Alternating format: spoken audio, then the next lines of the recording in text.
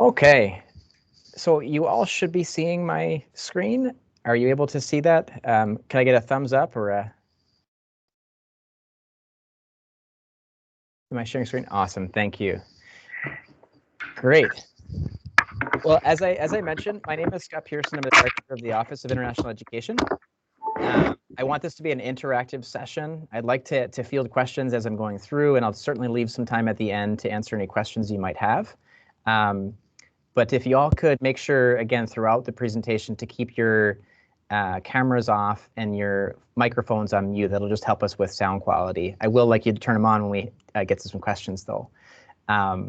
So the session, of course, today is Study Abroad 101. You're probably all very excited. I know we certainly are. After about a year and a half of no outbound activity, we currently have 4 students studying abroad as we speak during the fall term. And we're expecting 25 plus students to study abroad during the spring semester. So we are making a full return to these enriching, high impact learning practices of going overseas. So very, very excited about that. You may have certain destinations in mind where you'd like to go. You might be curious about just beginning your search, but that's part of the reason why we're here today, to kind of tell you about how to go about looking and to use valuable resources that we have here at the institution, at the university, to help you. Again, housekeeping items. If you have a question, just raise your hand and I'll call on you. And I'd like for you to turn your mic off, or sorry, your mute off and your mic on, so that we can have a little bit of dialogue. We'll keep this informal as well. So getting started. Today, of course, Advisement Day 2021. Hope you're having a good day. Our objective today is to really give you some of the basics so that you can explore all the different options that we have available for you for study abroad. By the end of the session, we want you to understand the search process and how to go about performing it, how to look into specific programs, to understand the full timeline in terms of when to start looking at studying abroad. You know, if you want to go next semester, that's probably not going to be possible, only certain exceptions. It typically takes a little bit of time to plan it out effectively. And then, of course, key resources. I am one. My colleague, Andrea Morse, who many of you may have met with or seen it at classroom presentations. She is our specialist, really, for study abroad. She carries the title Interim Assistant Director for Study Abroad here at Stout. All right. So I know you're all interested. Thanks for joining the session today. But how do we begin the process, right? First, it's really important to think about some of the parameters. Why is it you want to study abroad? Do you have academic goals that you'd like to fulfill? Professional goals, personal aspirations? These are all really important considerations. Next, you have to really think about what kind of program do you want to go on. Here at OIE in the study abroad area, we have a lot of different options available. We have some that could be a semester-long exchange. We have others that could be a short experience of maybe 2 to 3 weeks. We have one that actually takes place during the spring break week in the month of March, and that's a 1-credit course, typically offered to Greece, right? So there's lots of different durations. How many credits do you want to earn? Are you looking to stay on track with a semester-long, 12, 15 credits? Or are you looking for 3 credits or a 6-credit experience over the month of January or maybe the months of May or June, right? These are all important considerations. Again, I mentioned time frame. So that's, a lot of students, what they tend to tell me in terms of the biggest reason why they don't want to study abroad for a long period of time is that they have commitments. They have either work obligations or there's family pressures or significant others. They want to be kind of close by. We do believe we have something for everybody. We have some short-term experiences, again, like I mentioned, that are anywhere from a week to 2 to 3 weeks, sometimes even a whole month in duration.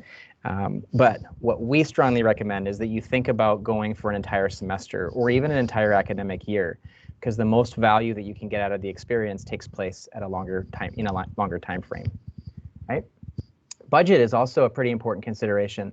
We'll provide you with some tips as to go about that process. There are some scholarships available to Stout students.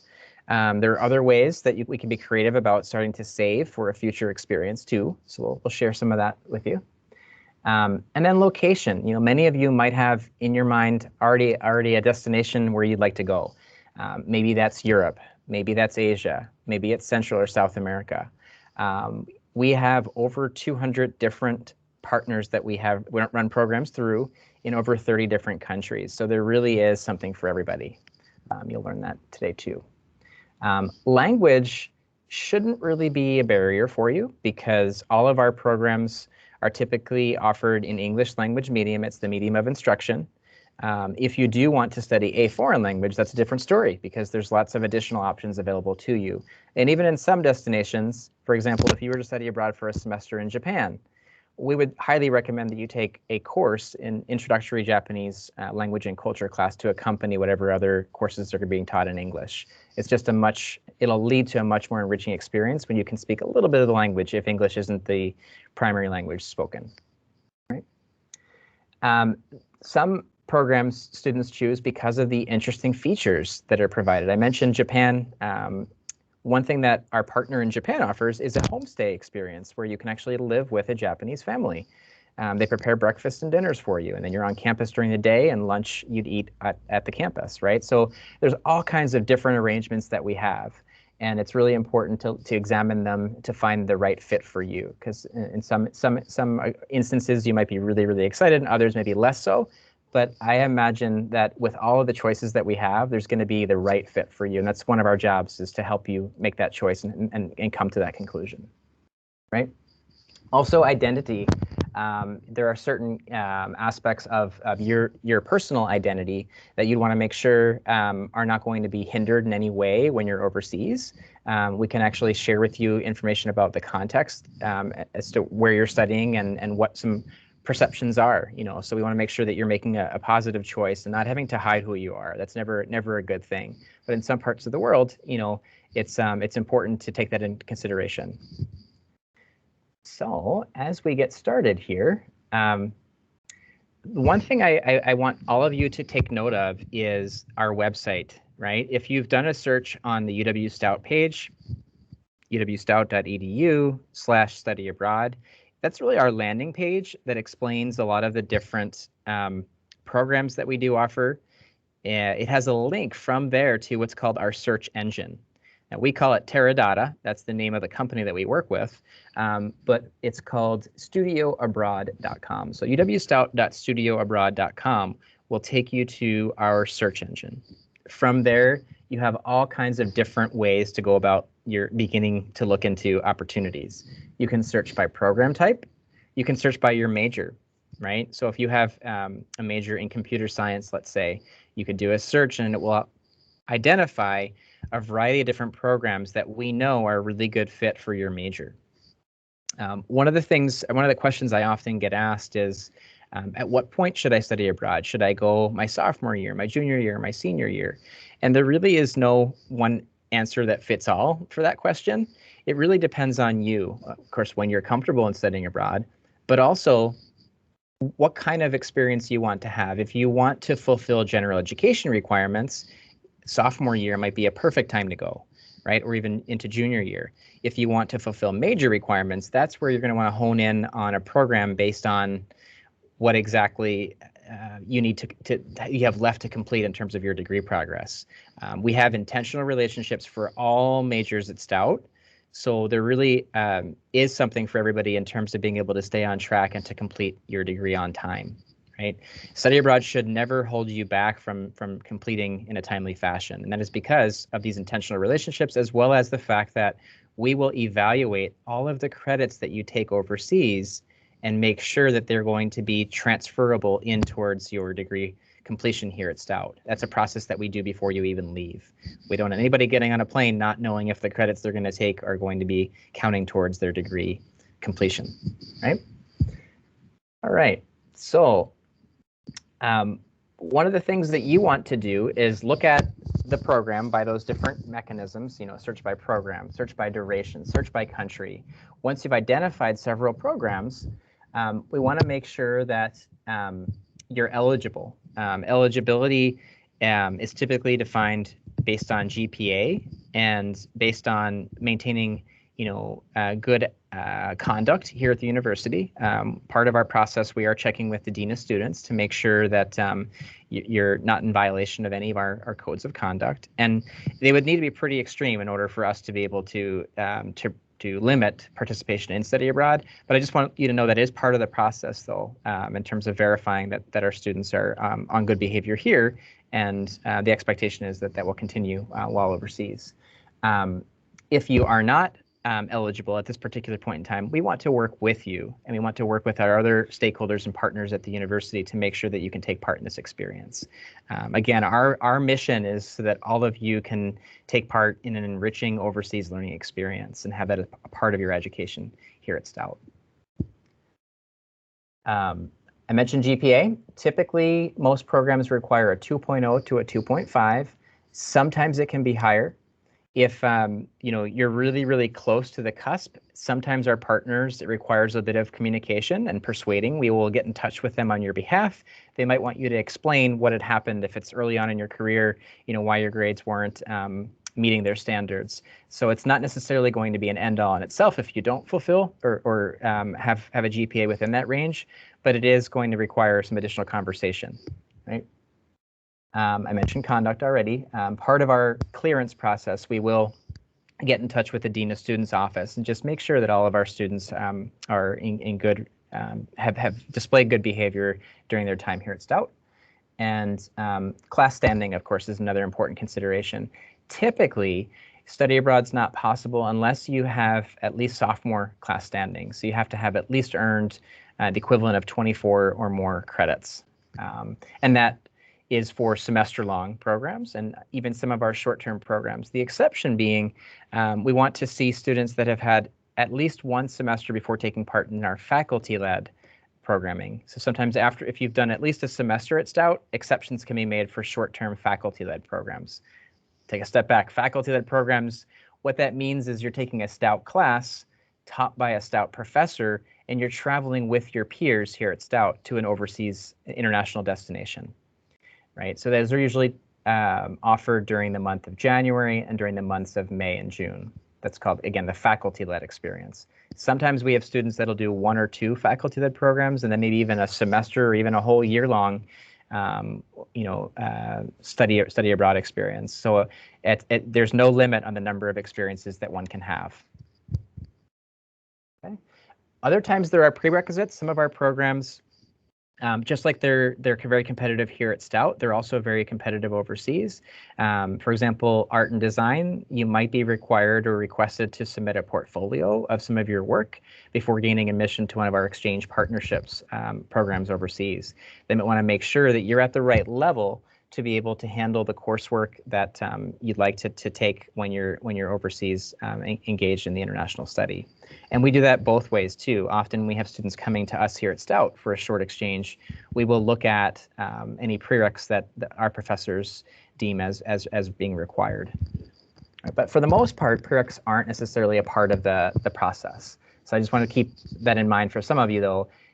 It could be that a professor overseas is going to want to check, do a little bit of a deeper dive to make sure that from a content perspective, you're ready for the instruction that's going to be provided. Okay. So there are a lot of people that are important in the process. Our office, of course, is instrumental. We want to get you acquainted with the people who work here on a daily basis to make these experiences possible. Again, my colleague Andrea Morse is a critically important person. If you haven't met her, it'd be worthwhile to have a meeting with her to discuss different options. I also would be happy to meet with any of you at any time and to talk more about what's important to you and where you want to go and why you want to do it, right? And then when, the timing of it all is a really important part of the process. So those are the study abroad team members. Faculty leaders are often really important. If you do take part in one of those overseas faculty-led programs, it's going to be really important to talk to the faculty leader to understand the credits that you would earn and how they would count towards degree completion. In some cases, the faculty leader can get in touch with maybe your program director or your department chair to look into substitutions of credits. I know some of our faculty are very, very creative, whereby they know what course is being offered and how it equates to here at Stout, because it's a Stout class. but they'll also know of other requirements that it might fulfill in a variety of different majors. So it's really important to build that relationship and have that opportunity to connect with the faculty leader prior to going, especially if the course that's being offered isn't necessarily a good fit in itself. You might need it to count towards something else. I know a lot of our faculty are more than happy to have those conversations with you and your program directors. Okay. So again, talking with academic advisors, program directors, and minor advisors, these are all important as well. It really depends on what courses you'd like to take and how that might fit for your degree completion here.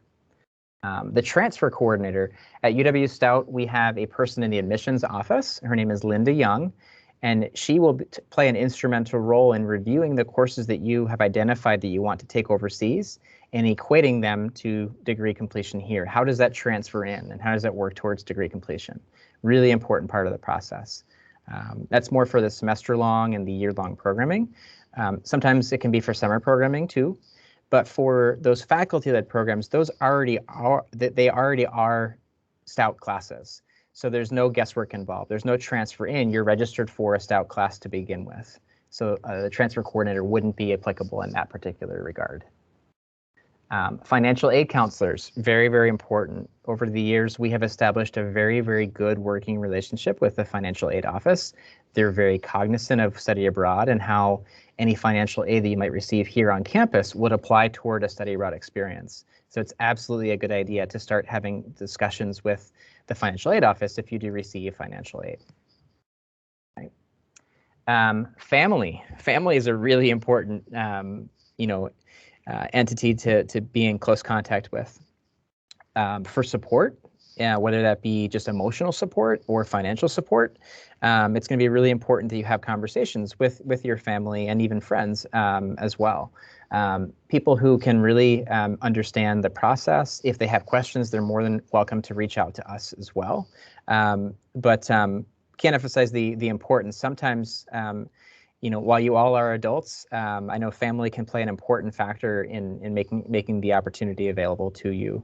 If you have any obligations typically that involve family, you probably want to see if it's possible for a short term or even an extended period of time for you to have others that might be able to help out and to make the experience possible. And then alumni. We have so many students who have gone on programs overseas, typically in a year. These are post-pandemic numbers, but we would tend to send 200 to 300 students on study abroad or study away experiences per year, right? The majority being those short-term experiences that are 2 to 3 weeks in duration, but quite a few each semester go on semester-long programs too. So alumni are a very, very valuable resource. They can tell you, we can get you paired or partnered with somebody who actually attended the exact program that you are looking to take part in, and they can give you, a heads up as to what considerations to be mindful of and to how to go about the experience in the best way so that you're really maximizing the experience. And they're part of the process from when you're initially starting your search to just before you leave. We usually have a pre-departure orientation where we invite alumni who have participated in some of the same programs to come and talk to you about their experience. So once you go through the search and you've identified programs that are potentially a really good fit, we want you to compare the specifics from one program to the other and narrow the choices down to maybe one or two, and then come and talk with us. And we're happy to really engage on a deeper dive, a deeper level, to kind of better understand, again, your interests and your goals academically and socially, and how they might be the best fit for the program. Ultimately, it's always your choice, though. We're just here to help coach you along the way and be a good mentor. Okay. So when you are comparing programs, right, one really important consideration is the academic calendar. Here at Stout, academic calendar for fall semester really begins toward the beginning of September and ends in December. In some parts of the world, the academic calendar can begin a little bit later. It might not be until October that the academic calendar begins, and the academic calendar might end sometime in January. Where we see the most mismatch or the misalignment is really for the spring semester. Some of our programs overseas, they start their spring semester in March or even at the very beginning of April, and they go on until July. Now, you might think, well, that doesn't sound right. I don't want to do that. But there actually are advantages to that type of schedule too. For example, partners in Germany will have a German language crash course during the month of March. So you can have 3-4 weeks of German language instruction. It's offered without any additional expense. And that's before the semester begins. Now, your classes are going to be taught in English language medium, but having that familiarity with the language and the culture beforehand really helps to set the stage for a positive experience when you're there. So again, some of them have had minor adaptations or modifications to make the experience better for you. And that German example is one where our spring semester beginning at the end of January, theirs beginning at the end of March, beginning of April, is definitely not in alignment. But we make it work. And you might be sacrificing a little bit of your summer if you want to go to one of those programs, but it's not the end of the world. It's just a couple months difference. For the most part, though, a lot of the vast majority of our programs will align very, very closely. We might be within a few days or even a few weeks of our traditional semester start and end dates. Right? Again, are the classes offered that you need during the time that you're going? In some instances, classes are offered, they differ from what's offered in the fall versus what's offered in the spring. So if you have your heart set on wanting to go abroad in a fall term at a particular institution, we really want to look a little deeper and to make sure that the courses that you are interested in taking are going to be offered there. And if not, you might have no choice. If you stay with that same university, you might want to go or think about going in a different term. Right. Also, what's included, right? And this will vary extensively from one program to another. In some cases, you might have room and board on campus, meaning you have residence hall accommodation, and you have a dining hall where you can eat your meals. In other instances, it might be a homestay relationship, as I explained with one example being Japan. There's also a partner that we work with in Costa Rica that has a homestay family relationship built in. There isn't really an option to live on campus. It's all homestays, right? Will they pick you up at the airport? Will they package in excursions or trips built into the program as part of your tuition and fee structure, right? Are there any discounts for your flight? We actually have one partner in South Korea that in non-pandemic times, they offer an opportunity for you to live with a Korean roommate on campus housing, participate in cultural sharing activities, and they provide you with a stipend of $1,300 that counts towards your airfare. They provide you with free housing and a meal plan of 2 meals per day, right? So that's a pretty significant package that they're giving you if you are interested in that cultural experience of living with a roommate from another part of the world, from the country where you're going to be going, right? Where can you find that package? That package can be found on our website.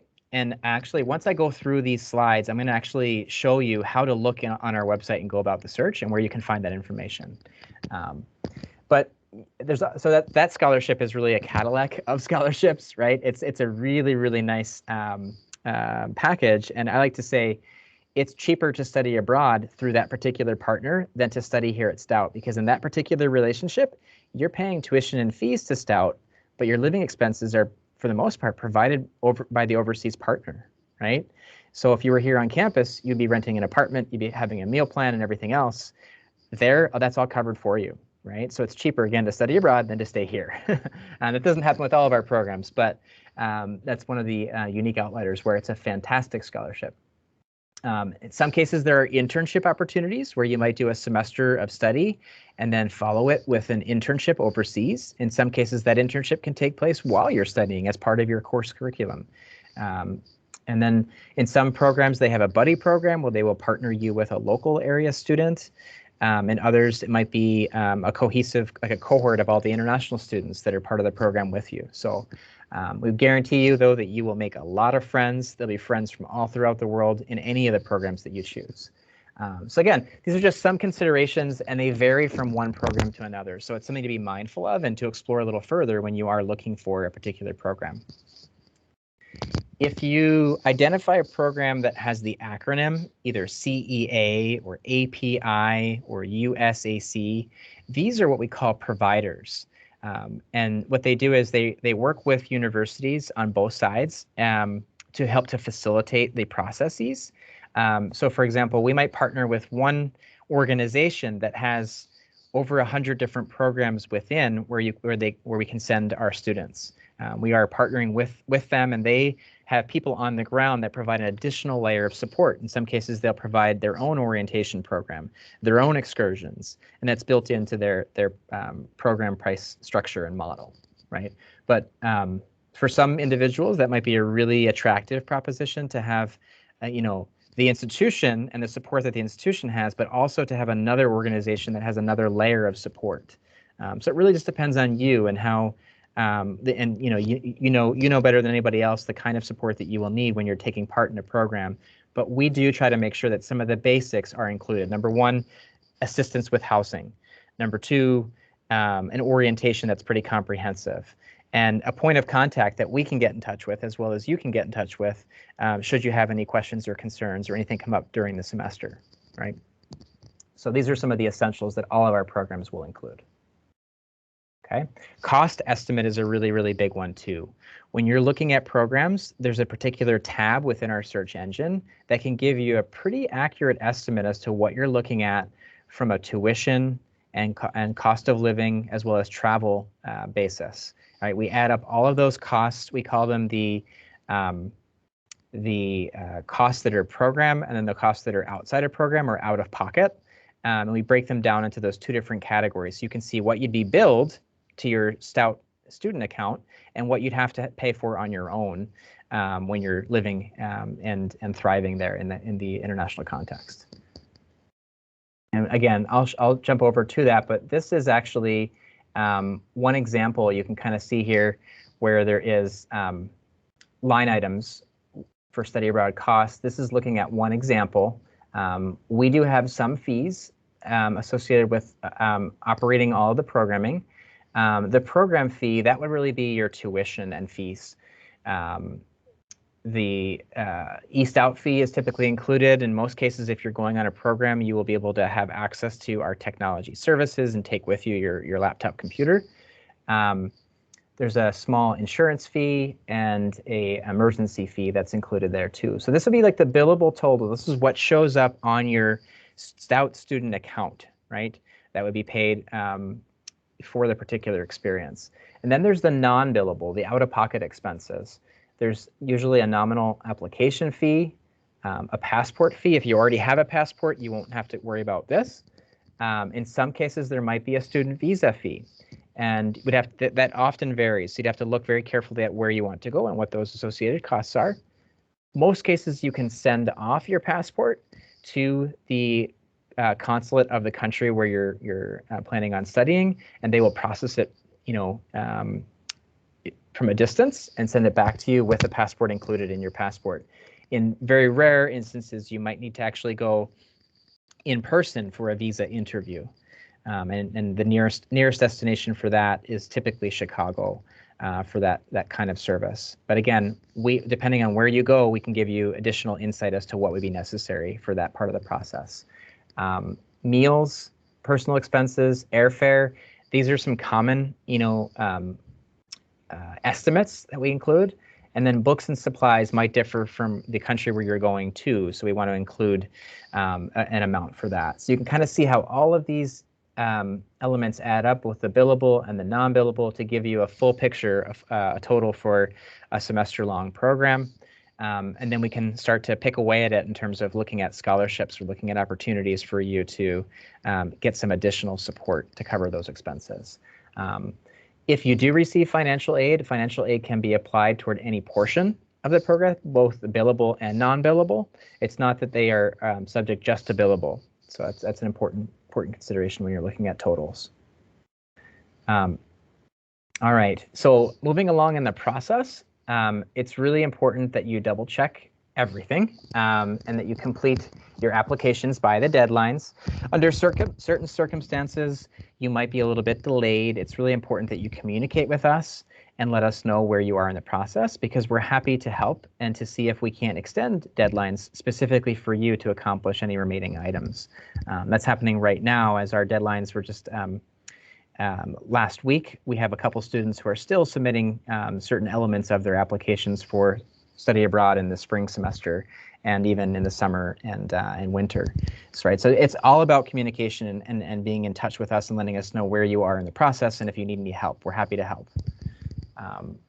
Again, this website, UW-Stout.studyabroad.com, is where we'd like to draw your attention to. And you can see the different deadlines that vary from one institution to another. But most of our deadlines take place during the second week of October for programs that take place in the winter and in the spring. And then for programs that take place summer and in the fall, it's usually the very beginning of March that deadline is. So if you're thinking about the future and applying for a program, for example, fall of 2022, know that the deadline is going to be in the spring semester 2022, most likely during the beginning of March. So you do have some time to get things together, but there are some important things and reasons why you'd want to have the conversation and to get it started right now with our office. If you don't have a passport, that's something you're going to want to file for. It's taking the State Department a little bit longer to process these days. And if you need a visa, something you also want to leave at least a month or two to be able to coordinate as well. So any questions thus far? I've been talking a lot. Feel free to raise your hand as we go through or type in the chat. I can hopefully multitask and do both at the same time. Okay, I'll just keep moving forward. So the application requirements, in order to, when you've identified that program and you're ready to move forward, there is a non-refundable application fee. Now you don't necessarily, I wouldn't recommend paying that amount right away. I would make sure that's the last step along the process. You can start an application at any time. You can go through submitting all the additional information, but once you pay that fee, you're kind of locked into the experience, right? Or you're at least locked into that $190.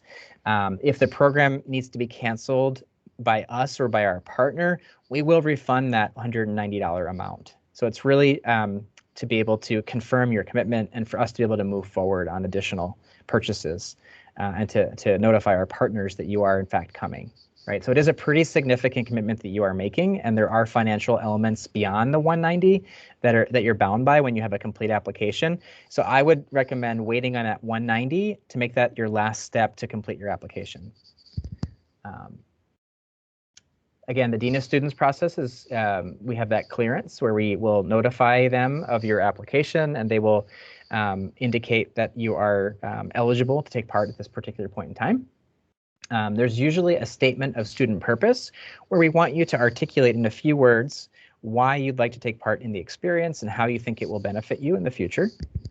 That statement of purpose is also something very important if, for example, you receive a Pell Grant and financial aid from the government. There's what's called the Gilman Scholarship, and it's getting a little bit more in depth as to why you'd like to go and how you're going to be benefiting from that.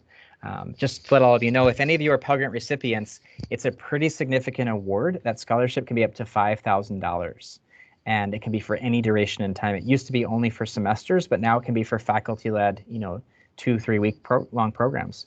If you do have interest in learning more about that, reach out to me. I can certainly schedule some time to talk it through with you and let you know what's involved. Recommendations, we have an automated process whereby you will indicate the professor and the professor's email, and we will send out recommendations electronically. The professor will fill out an electronic form, and it comes right back to us. It's a real seamless process. It's just important that you set it in motion as part of the application. And then financial aid notifications. Again, if applicable, if you receive any financial aid, we are happy to get you in touch with the financial aid office, as well as would strongly encourage that you do go for an appointment to talk more about how aid will be applied towards the international experience and the steps that you have to take on that end too. Also in the application, there might be additional fine print. For example, right now, some of our programs overseas, the partners require that our students are fully vaccinated for COVID-19. So we are making note of that in the applications, just so that students are aware that if they do choose those particular programs, it's going to be very important that they have documentary evidence of full vaccination. Other programs, we like to let you know that the world is a constantly changing and dynamic place. The best thing that everybody can do is to get vaccinated for COVID-19, because countries at any point in time can change their restrictions, and they could prohibit, entry if we're not fully vaccinated. So we don't necessarily know what's going to happen in the future. The best course of action would be to take the safety precautions into effect and be ready for whatever changes might exist. I cite as an example, the United States, as of November 8th, all visitors coming into our country need to be fully vaccinated. So if the US is doing that, other countries are probably going to start to do that soon, because there's a lot of reciprocity that takes place within our world. So again, those are other fine print items within the application that you just want to make sure you read carefully. I wouldn't recommend just going in there and clicking everything and then just submitting it without knowing what you're submitting. It's important that you're very aware. And we have those questions specifically there for you to give you an awareness and to know what's going to take place or what could potentially take place throughout the experience. Okay. Any questions so far? I will continue to move on. Again, just raise your hand and you can either turn your mic on or you can ask something in the chat. The other really important part of the process, and this would apply more again for semester or year-long programs, there is a form that we have you complete where you are identifying a variety of different courses that you could potentially take at the partner institution.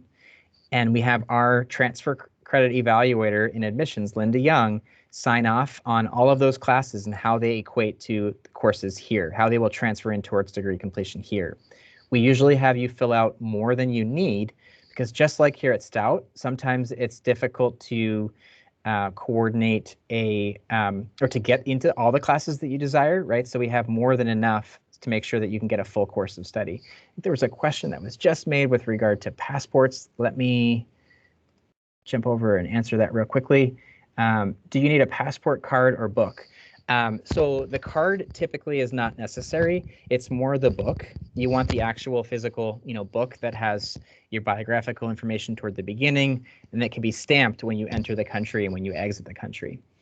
Great question. Right now, it's taking the State Department a good 14 weeks plus in terms of processing a new passport or renewal. And if you do expedited, it's taking about 12 weeks. I'm going through the process right now for one of my family members, and I was just told that you can actually pay a little bit extra on top of the expedited fees. It's like an extra $17 to do 1 or 2 day mailing, because apparently we're dealing with two challenges. One is that the State Department is backlogged in processing applications. The other is that the Postal Service is still operating a little bit slower than normal due to the pandemic. So those two factors have presented a situation where it's a really long time to process. But I was told that if you do overnight 1 or 2 day delivery, it can knock off 3 or 4 weeks. So again, if you don't have a passport and you're trying to go in a program in the spring, I would say right away, make sure you apply and talk to the people at the passport processing agency here in Dunn County. It's the county clerk of courts, the judicial clerk, and you're just going to want to let them know that give the information as to when you'd like to take part, so they know it's going to be something to move quickly on if that is something that you need, right? But don't delay. There's no sense in it. For all of you, the passport's going to last 10 years. So if you apply now and you're not going to go until a year from now or even 2 years from now, it's a great idea just to set that in motion. Okay. All right, so once you've gone through the entire application and you've submitted the relevant information, you'll wait for a decision. It typically takes about a week or two before you're notified. That's in non-pandemic times. I can tell you that of all the students who applied about 2 weeks ago, we have notified all of them. We had special permission from our chancellor and our leadership here to move forward with all of our spring semester programming. So it's great to be back and to send students overseas again. Just so all of you know, if you identify a program, the likelihood of being able to participate from now moving forward is really, really great. So it's not going to be a unfortunate scenario where there's a cancellation after another for the next year and a half. We think the world's going to start opening back up and our students are going to start being there. So it's really good news for all of us. All right. We had that question with regard to passport, but here's just a little bit more information. There's a particular form, the DS-11, that you'll fill out if you don't have a passport. You have to get passport style photos made, and you can get them at CVS or Walgreens. I think it's about $15 for 2 of those photos. Only need to submit 1 with your application. You do have to physically be there at the Dunn County Clerk of Courts to swear that you are the person who you're applying for, and to sign a statement that goes along with your passport. It's a process that can be really, really quick. It could take 15, 20 minutes for you to complete. They will want, I believe, to have your social security number in addition to you filling out the form. They also will want to see a birth certificate. So you might need to coordinate that with your family, or to request it electronically to be mailed to you. That's an important aspect of the initial application. If you're renewing a passport, a copy of your birth certificate and the old passport would be just fine. So again, it's taking a little bit of time. Routine service, it's actually closer to 16 weeks right now. And then expedited service, they're even saying as much as 12 weeks right now. But these are the standard times in non-pandemic, and I do believe we will get back into more standard processing within the near future. I just want to let you know what we're looking at this particular point in time. Okay. Another question, can I get my passport in my hometown, or do you have to do it in Dunn County? You can absolutely get it, submit everything in your hometown. You don't have to do it here. It's just as a convenience, because you are here, it's just a 5-minute drive to the county clerk's office to get everything, situated and out the door. But if you'd prefer to do that when you are home, maybe when you go home, if you're, going to be traveling over Thanksgiving or the winter break, that's perfectly fine for you to do it at that time. Yep. All right, moving right along. So the other thing that you'll need to do in our office is going to help and assist you with this process is whether or not a visa is needed. And as I mentioned, in most cases, if a visa is needed, you would mail that off and then wait for them to send you back the visa within your passport. In other cases, you might need to be physically present. There are only a handful of countries where you'd need to be physically present to have your visa processed. And when that typically happens, it's usually a much faster turnaround. It might just be a couple days where they will process and then mail it back to you. So what I'd like to do is I'm going to try to still share my screen. Are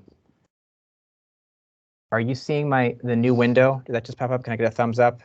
The new window? Or let me see here if I can. I want to get to the to our search engine. Are you still on the PowerPoint slide, or are we in the search engine? We are in the search engine. In the search engine. Okay, so you can see Education Abroad and National Student Exchange at the top? Yep. Great. Okay. So if you haven't been on our site, this is the site. When you are looking for a program, for example, I'll do search by major, and let's say I am a graphic design student, or I just did a search and it showed me a whole bunch of choices that are applicable to my particular degree program. You can see here we have a program in Italy, Accademia Italiana. They offer a lot of art and design courses. We have some that are offered through our partners. Those are usually the acronyms. So here we have API. They have an art and design studies in Barcelona, Spain. We have exchange programs. Now we've started the exchange programs to kind of feature them, because what that means is you're paying Stout tuition and fees and the living expenses at the host institution. So in most instances, those are going to be a little bit more affordable than going through one of our third-party providers. And you can see for this particular major, there are a lot of really good exchange programs to decide between. We have Greece, we have Germany, we have Belgium, we have Spain, we have Ireland, right? The other ones that are starred are often the faculty-led programs. We're spotlighting those too, because those are Stout, again, classes taught by Stout instructors, and you're traveling in a group of Stout students.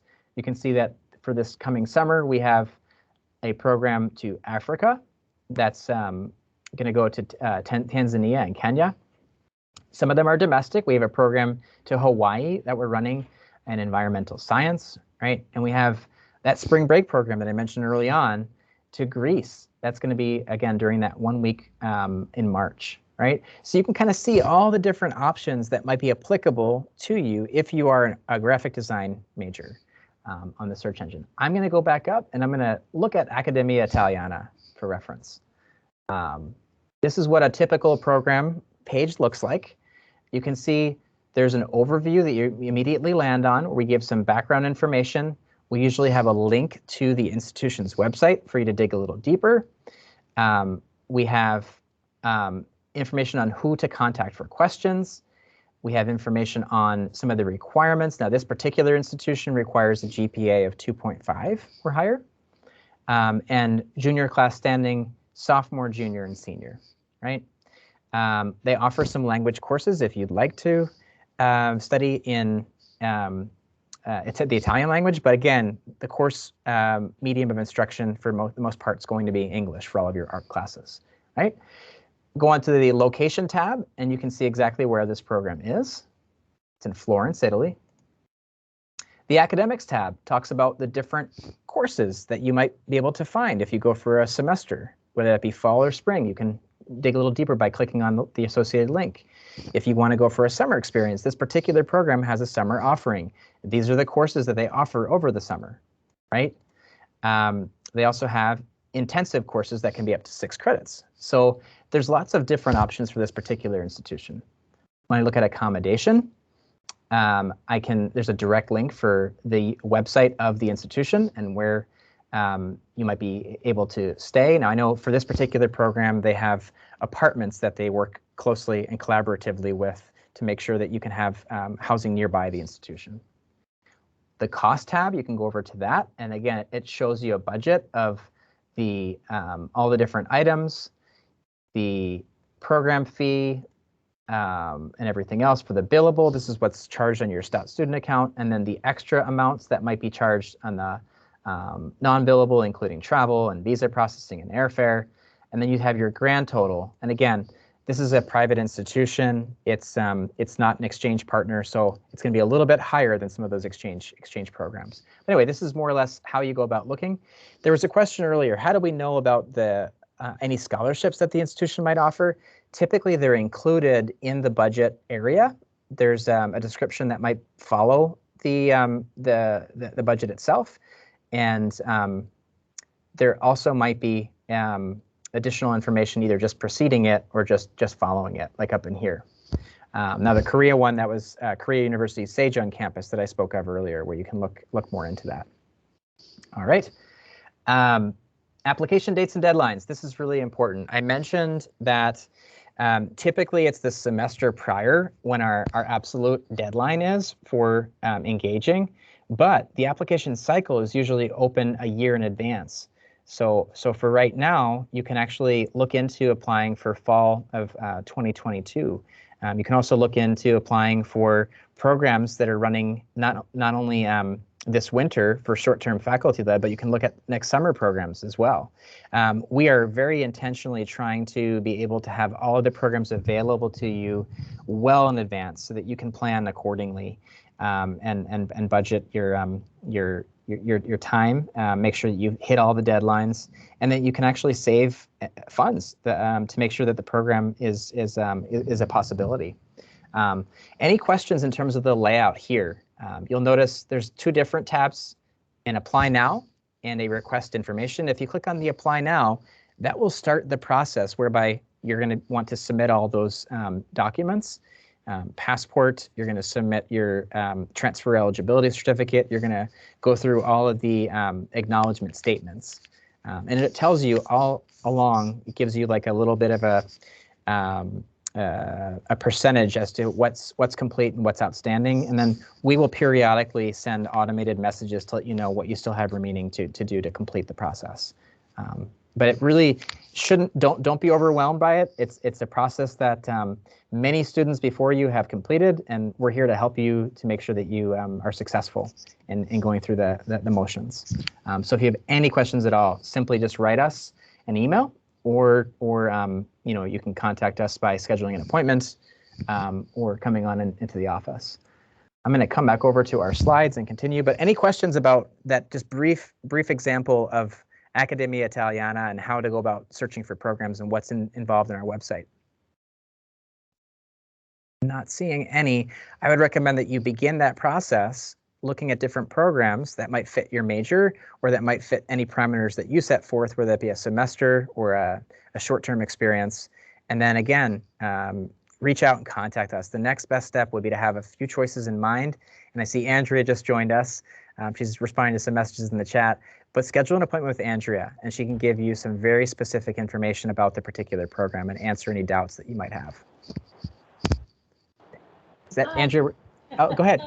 Yep. Hi, this is Andrea. Glad to see so many of you here today, and love to meet with a lot of you. I'm going to go ahead and in the chat box and place the link where you can schedule an appointment, and also our email where you can ask any questions. Great. Thanks so much, Andrea. Thank you. And Andrea, as a veteran, she's been here in our office for, is it 8 years, Andrea? Yeah, 8 years now. 8 years. So. Yes. I don't know if you add up all the numbers, Andrea, but how many students have studied abroad during your tenure? It's probably over 1,000, I would imagine. Oh, at least probably closer to 1,500 maybe. Wow. So again, very valuable resource you have in-house. We have a lot of very successful alumni that have taken part in study abroad, and we can absolutely connect you with them. They're always willing to lend a hand and provide insight into the experience. So some really good opportunities for you to connect and to make this a reality as part of your education. Andrea, anything else to add? Yeah, one thing I'll add is I've been really fortunate enough to visit a lot of our sites, so I can give you some on-the-ground information about locations like, oh, there's a cool castle on top of the hill here, and show you, I have photos of different places. I can tell you kind of like what the university looks like. So I can kind of give you some insight on that. I've also traveled and studied in Spain and lived in Japan. Scott probably shared with you, he's lived in other places, Japan, and studied in Ecuador. So definitely tap into us as resources. So we're here to help you through the process and study abroad, but sometimes a little extra information on knowing kind of just what your daily life might be like, or what the location, what's the environment like. We're happy to answer those kinds of questions as well. Great, thank you. And I didn't share my background, but as Andrea mentioned, for 2 years I lived and worked in Japan. And while I was a student, I took part in some short-term experiences, one in Costa Rica and one in Ecuador. Very enriching experiences, and it really has shaped me and the career path that I chose. Same as Andrea, we had such a phenomenal experience. We wanted to devote our lives to it. So, but yeah, just some additional information here real quickly as we wrap up. Obviously, you want to make sure that you continue to maintain eligibility and that you're adhering to the deadlines, not only Stout's deadlines, but the deadlines from our partner institutions. There is on our side, we will enroll you in an insurance program that covers, it's more of an accident and illness policy, but it also includes some travel, requirements or provisions. And we offer all the time prior to sending students out, especially for semester-long programs, a pre-departure orientation. I was just telling everybody, Andrea, how excited we are to actually have a pre-departure orientation for quite a few students that are going to be going abroad in the spring term. That's coming up in just a couple weeks. Yeah. So additional resources that you can access are listed here. Primarily, I would say make sure that you reach out to us. We're going to be your primary point of contact. I did mention financial aid, Advisement Center. The Writing Center can help you if you're writing essays. In particular, if you're applying for a Gilman Scholarship, I would say our office as well as the Writing Center. And then the transfer coordinator, Linda Young, who is located in Sorensen Hall. These are all going to be instrumental people that you'll want to connect with throughout the process. And I already showed you how to navigate the page. Our contact information I'll leave on the screen here, but now let's field some questions. We've got about another 5 minutes before the session is over, but we're happy to stay here longer to field more questions if you're able to. So with that, go ahead and feel free to raise your hand or to turn your mic on and give it to us.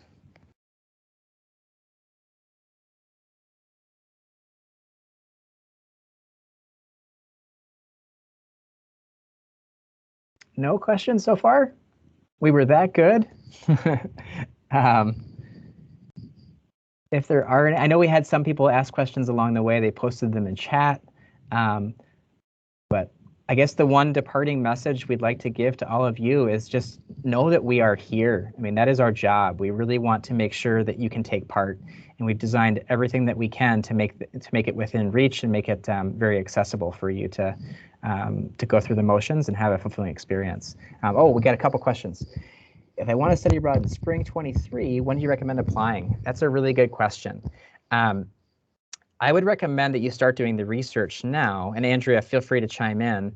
But spring of 2022 is when the cycle will be open for you to actually move forward and fill out the application materials. Right, Andrea? Yes, that's correct. It'll be open on Study Abroad Fair Day, which is February 9th for spring 2023. But yeah, now is a perfect time to start thinking about it. The other thing that I didn't mention, and it has to do with the financial aspect too. So there are some scholarships available if you receive federal financial aid, like the Gilman for Pell Grant recipients. There's also foundation scholarships available for some of our programming. And another thing that we like to do is to encourage you to do like a crowdfunding type of campaign. You know, if you create an account for folks to be able to contribute money to you, it's a great way to share when you're going through the holiday season. So we have the holiday season quickly approaching, and if you wanted to have an account created, you could share, hey, make this contribution towards funding my study abroad experience. You'd be surprised by how much resources you might be able to raise from friends, family, and loved ones. So that could be a really good way to do it, and especially if you're going in spring 2023, might be a really nice opportunity to do it now to hit a couple cycles to build up some good resources for you for the experience. Andrea, go ahead.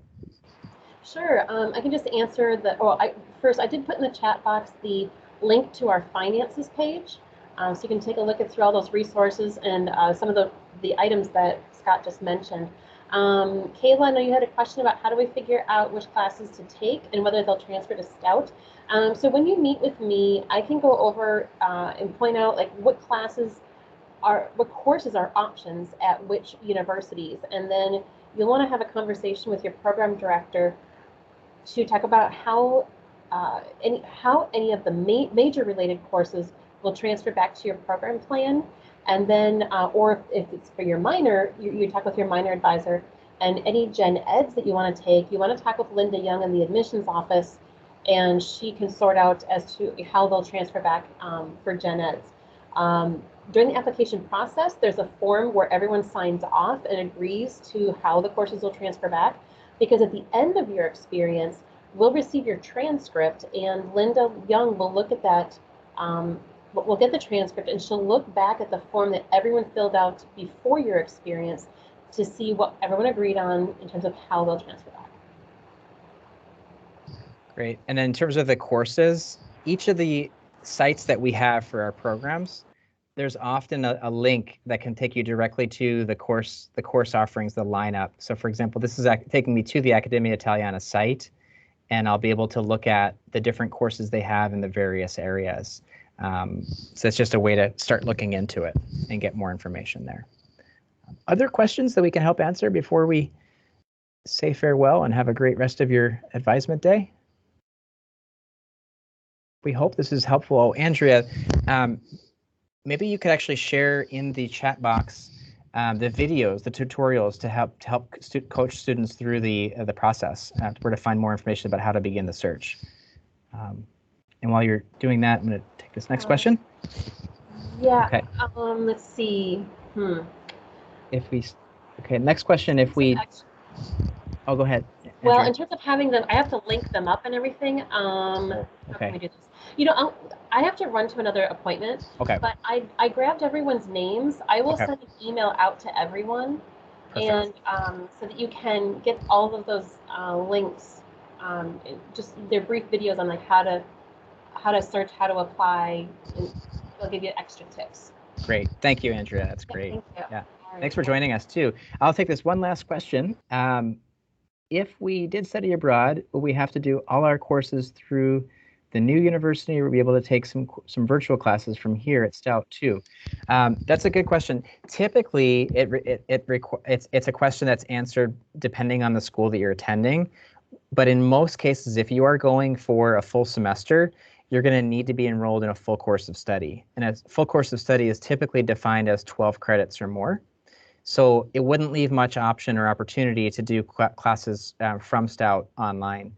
There might be some exceptions to that where you could still take a class from Stout, but you also have to factor you're going to be in a different time zone. So if the class is offered in real time here at Stout, and you're studying in, let's say, Japan, for example, or in Korea, that could be really, really difficult in terms of being in class from an overseas context.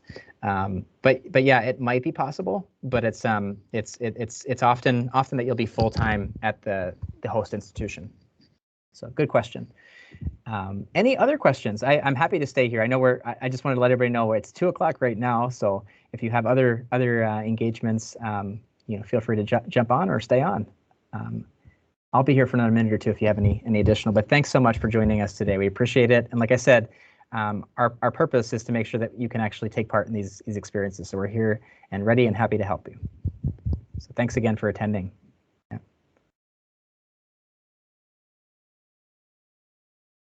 Okay, thank you all.